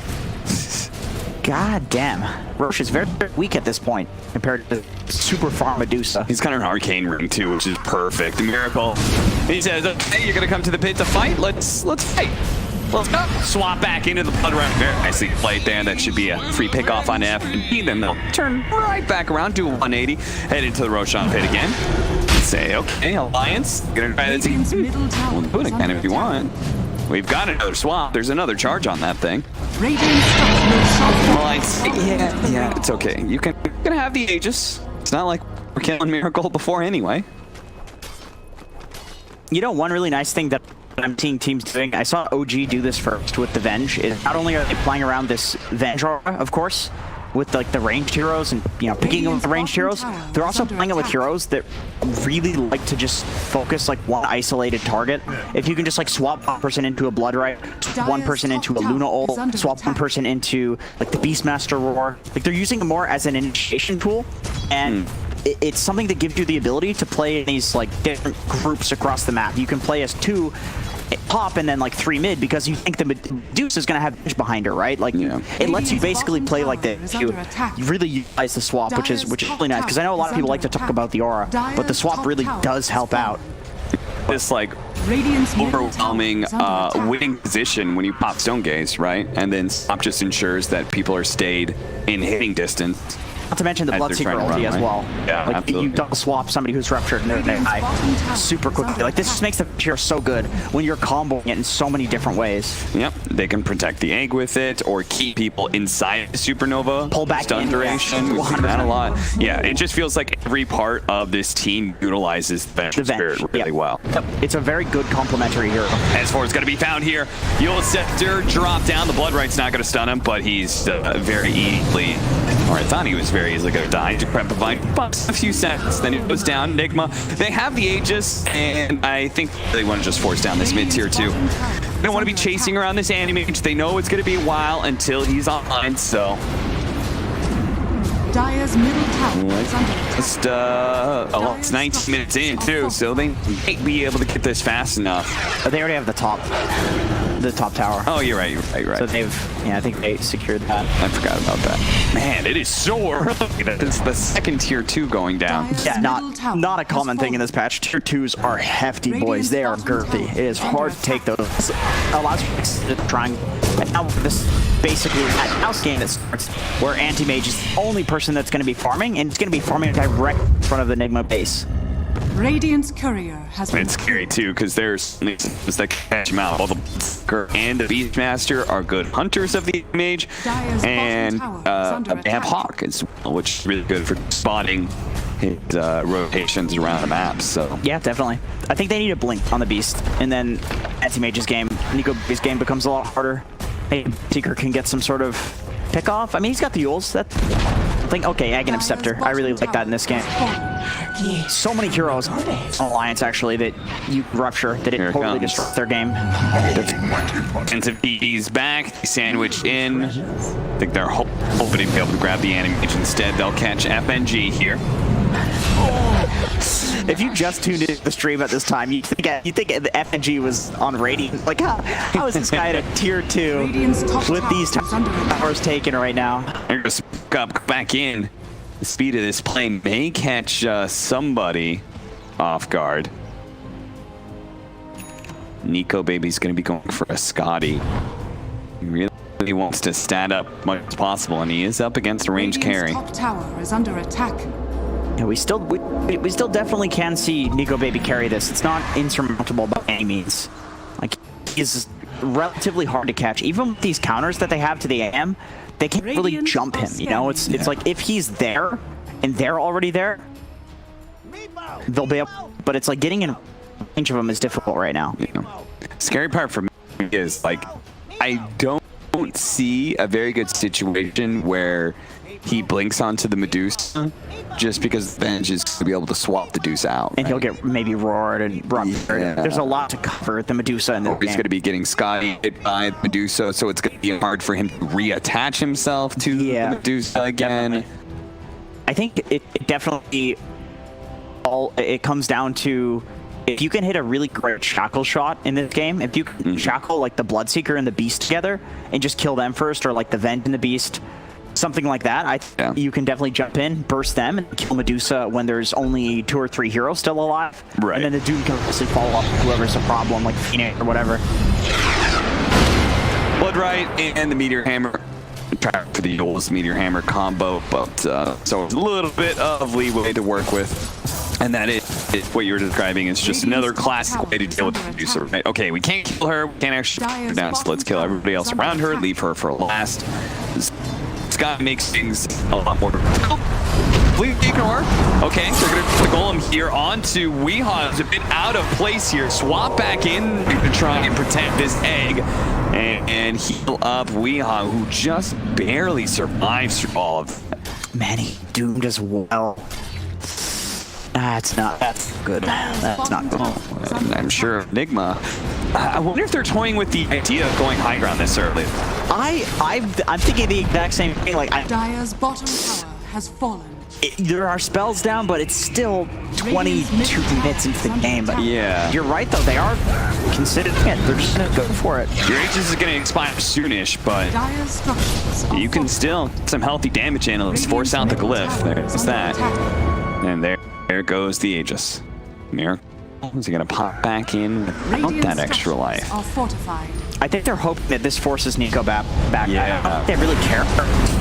Actually, I think anti-mage, you have to get back to your base to defend this, so that way we can just take over full mode. I don't know, Nico baby's stand like middle tower can't help you. He's going to cut the bottom wave now to try and slow things down. So if Nigma are forced here, they will not have a secondary wave, so they will have to completely retreat. Yeah, that's it. Smart play. It's gonna pop out. There goes the rupture. Nico just gonna blink TP instantly. And GH was going to follow that up by trying to dive, but Nico baby was fast enough on those moves. Luckily, with that blink range talent, you don't just instantly die when you blink away from the Bloodseeker bolts anymore. Yeah. It was pretty nice to have that. Does force him back though. Once again, that's really the aim here. It's not necessarily kill the anti-mage, it's make sure that he's stuck in his base, not farming, and our Medusa stays stronger than he is. So how do you see the timing of this matchup? They're up by 5,000 net worth, but it does feel like they're on a timer because all in-base games feel like on a timer. So, in the past, it was the Abyssal, like Basher timing. Now that he's going for the Scotty, I feel like it's probably still the same. Middle tower No, you can probably take a fight when you have ultimates and Scotty. But I suppose the thing is also, like, the later you go with anti-mage versus Medusa, you do so much effective damage, especially with it being percentage and a burn now. That's if you cut waves, don't you just keep doing that? Like, is there any timing? Don't you just fight whenever Nigma screws up? So you're saying it's entirely about opportunity rather than item build-up? I think so. I think with how the new anti-mage works, and with having such success cutting these waves, I think you just wait. You just make a mistake. You wait until somebody comes back to deal with Nico baby, and then you kill the regulars back to the base. No longer it takes for you to be able to finally catch that anti-mage, more net worth he's chipping away from you by being able to take some objectives. I mean, Nigma have to play a lot more 5-man heavy. At the same time, it only takes one cat, maybe. He's not going to be caught here. There's none of the stunners, or at least the scary ones, are there to catch him. Dude, I'm kind of a lot. Yeah. The tides are turning. It really seems like they don't have anything to deal with. Every coin Maybe in mine going for a load, not going for the blink to pick up Nico. Wee's got the blink. I feel like even what we the rubber think that's that great for picking them off. No, not anymore. You need that hard stun. You need the roar. You need some sort of like silver edge or blink on beast, and he just sits in trees, tries to get the fog roar. Yeah, and they've got a hero that has its own built-in farming mechanism in the Doom. He is actually still growing items despite most of Alliance kind of being stuck inside the base. Yeah, surprisingly, S4. Man, he's huge actually. Yeah, he's BKB now. Radiant's bottom tower is under attack. Oh, this Radiant is structures Alliance is are fortified. kind of just farming, split pushing their way to victory in this one. I know it's still a 4 goal lead, and obviously they can still lose, but it seems the Dire's middle momentum tower of Nigma is has under been attack. stopped. Just For me, it comes down to this next item time for Miracle and the Aegis piece that's available, right? Like that's going to be a really for Nigma. I think before Alliance hits their really big window. yeah, it's true. We'll see. I guess Roshan now. You're gonna pretty quickly here. Yeah, they got the the Hawk. So you're gonna start pulling in an Alliance. You're not just going to sit back and let this happen. Knowing that, though, I might try and take the outside base here for the skin on anybody. RMN loses the vision. Couldn't get the stop animation off fast enough. Definitely got Scotty now, so he's looking to come in. That illusion, Golem out on Deuce. By RMN, as for those, stick to him as much as possible. Does have still the Scotty hits, and they have to back away from the supernova, which was really nicely placed. The swap that we were talking about before. Well, Nico Baby cannot play this fight. He's ruptured up right now, so the rest of his team is just being laid total havoc right now by Nigma. They're just over here if they can, and Nico Baby can do nothing but watch for the breeze. I think it's exactly what you said. Nico's about to take Roche, so Alliance knows that the fight, even they would kind of prefer to just split push. So they're forced to take this fight. It goes horribly because it's really just Nico that seems strong right now. I mean, the fight was just well played by as well. Like that swap into the stun. Yeah. Especially onto a BKB Doom. Like, this guy invulnerable from damage, but not to that Phoenix bag. That's a free rotor.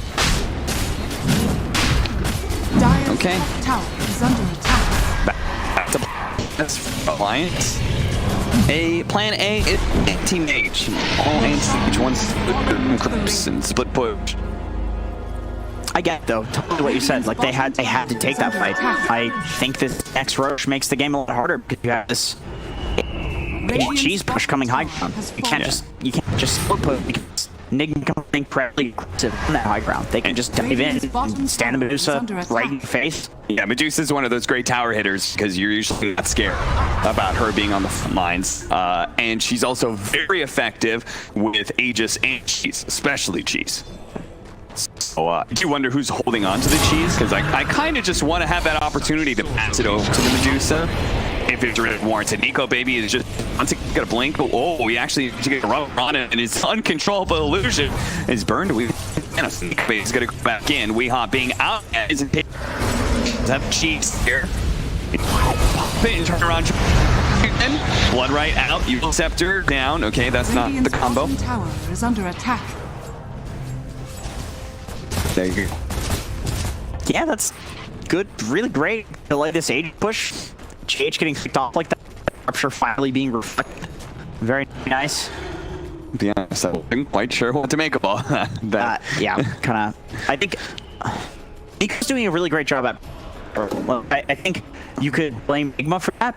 You know, why are you going back to GH? Why are you why are you dying there? You can just push high ground. Well, you can't because he's not at your tier 3s, right? Like, when you're ahead and you have this Aegis cheese push, you don't want to just trade 1 for 1. Yeah. In terms of rack, going late game against anti-mage with the Medusa. Your counter, you have to take the favorable trade. Just really good play from Nico. As usual on this anti-mage. This guy's an anti-mage god. I think this is tier. His team, this time, they're going to stick around him. Nigma is beginning to show that they feel they need to address this hero, so let's go ahead and plan out a trap. Now that smoke's turned into a kill on a G. It's nice and easy. They can go for the tier 2 here. They didn't have to use Doom for that either, because the Doom spells can just set up for that shackle shot. And what does Miracle do with this? I don't think you want to go high ground because the potential of getting stuck in a bad fight is very high against a Warlock. Yeah, it's a bit risky. Okay, he's gonna poke at him there. He's saying like, okay, I'm gonna back up into us. We are. Goes out. Man, Void almost finished him off. Is he gonna go back in for the? Oh, he's still bounced up. But he cannot catch up to Weehaw. Mind control is gonna be forced to TP back at Alliance. They're gonna immediately sweep in. See if they can catch somebody in the triangle, maybe? Or no? This is just RMN and Miracle here.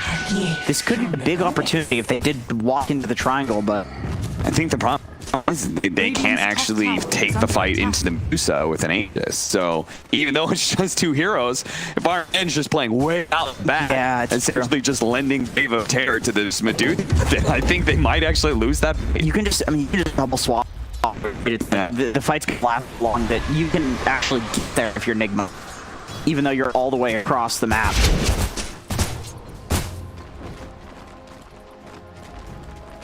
Last thing Alliance wants at this point is to be stuck inside the base. That's why it was Ranger making these kind of plays. That's why you see FNG like sitting inside of the tree really deep, just trying to do all the little tricks it takes to be able to keep the pressure out on the map and away from their base. But Miracle, knowing that it's going to force it, he's got to move with that Aegis. So he wants to do something with this. RMN really hoping he's going to be able to find a kill here. There's the swap into the Rupture into the Beastman Roar. So they do manage to kill out here and take the melee barracks. They can't trade 1 for 1 though. And Nico Babies are hitting their melee barracks. They're just gonna go for 2. And this is the power of the Beastmaster with the Medusa. You've got a damage amplifier. Add the blood rate onto the Medusa with the Vengeful as well. They cannot underestimate how much physical damage Nigma can do with this. They're gonna have to come back. They're gonna have to come back right now. They're going to have to fight into this 30 seconds on the Aegis. Go baby. It's going to be forced to come in and fight against Miracle here. At least shove him away. Backdoor protection is back up, so they will be safe having to fight into this second lane. Yeah, Jade just draws the line. He said, right, if we see the TP, they blink forward on the Wind Ranger, and he tried to catch somebody with a shackle shot. He tried to catch the Beastmaster. I think he probably can get RMN here with the stone hero. Oh, that was nice. I don't think it matters, but that was nice. No, I don't think so either.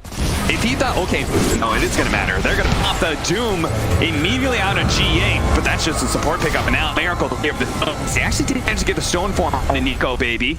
Weehaw coming forward, seeing if he can grab somebody with the Rupture. Nico baby, you can see on the side, he's ready to jump in. He's ready to grab onto the Vengeful Spirit quickly, seek him out, start focusing on Miracle, but now he's been Battleborn, and Miracle is able to, in turn, take down the enemy carrot, bring down S4 as well. That 2 dead on the side of Alliance.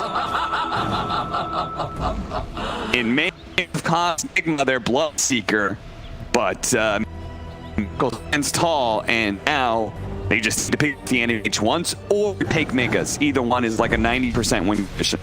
Yeah, GH drew the line. He said, push top. This lane is the only one shut out. We got Megas. Both of the other lanes are supers, they're called. What we need to do is push this one. Yeah, the scary part is you could see Nigma. They have a really good time. They're coming up with the 3rd Roshan. You get another Aegis, you buy Divine Rapier. Yep. It's ultimate endgame Medusa right there. Timing. And you know, the funny thing is, like, if you look at the power spike graphs of both Anti-Mage and Medusa through the entire game, basically Medusa has this early spike, and Anti-Mage is way higher for the rest of the game until Divine Rapier. Yeah, then Medusa is just through the roof, and the question becomes, can you get the Rapier from her? That's it. That's the only question. It's truly the equalizer. Yep. And we have not been able to see Nico baby stick on the Miracle hardly at all. They've been protecting him really well. The swaps from RMN, round rolls come in, the Supernova, which forces you to retreat, or even just getting those offensive ruptures, preventing Anti-Mage from feeling good about using his mobility tool. Miracle, they're going to push in mid, go straight to top here. Dire's top tower. They're going to force Alliance to hold. They're going to force Alliance to fight right now. The repair kit is going to make things slightly slower, but Miracle enough damage at this point that repair is that big of a problem. That's what he has. He forces out the Centaurs on the swap and go onto the Rupture.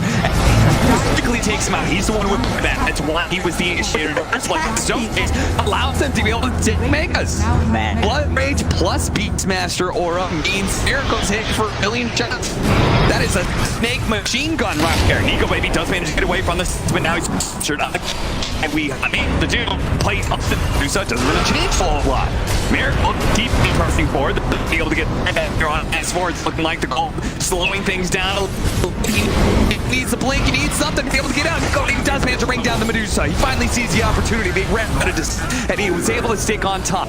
Gets the kick on the carry. Now the shackle shot actually laid out. Oh, he bounced back the rupture onto himself. He thought he was going to be able to kill Weehaw, but by rupturing himself, he kills his own escape. He tried to man mode up when he could have just gone out. 86 seconds. Phoenix 44 on. Maybe we can maybe get something from this. We got a D on Anti-Age. Yeah, I mean, only the mid-tier 2 left. I don't. Can Miracle hold this by himself? I don't want. Radiant's I don't want to talk about it. I don't want to talk about it. We're going to have to talk about it because there's a goddamn damage running down mid lane. No. Kyle's coming over like, what's happening? Radiant's Wait a minute. Has this game switched? No. Are we about to go to a game 3? It's just a Phoenix. It's just a Phoenix. You know, we don't need our Phoenix. I mean, 20 seconds still left on the Bloodseeker. Let's see what Blast does with it. Tier 3's down. Nico Baby does make the call. He's like, no, we're going to play this smooth. We're going to go for potential Megas to try and even things out. Which means that Nick do get to hold on to the vibe. Radiant's middle barracks. They have a repair. Is that repair kit? Could be enough.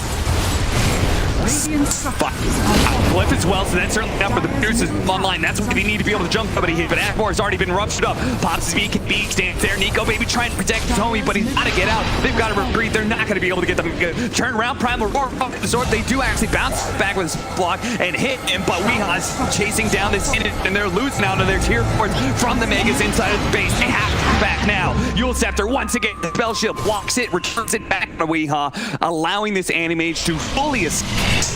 And they will hold for now.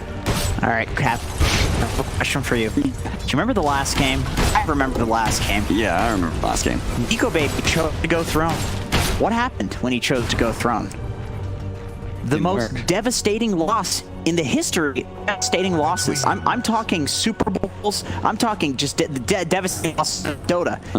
Okay? Bowling championship. Exactly. This game, they another tier 3 and better max. They went for Megas. You think they lost their nerve? I think he lost their confidence. I think they lost their.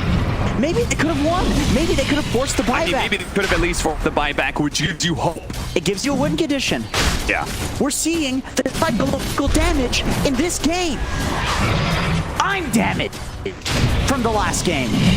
I think the last game is what damaged you. Yeah, okay. I appreciate that. Feel like that was on you. Oh, that's what you meant. Okay. I see. 9,000 net worth lead for. They are going to approach Alliance high ground. Down mid, boys. Are going to show Alliance what it means to control it, to have a lead, and not throw it. This is how you throne, guys. We'll show you the throne. Maybe Jenkins. Formulated with the goal. They're going to go straight to mind control. They know the second line is out onto the Medusas. Let's get on many back lines as possible. And that's why the Medusa is turning back, trying to protect that back line. They do manage to go buyback there. But the Warlock does have buyback.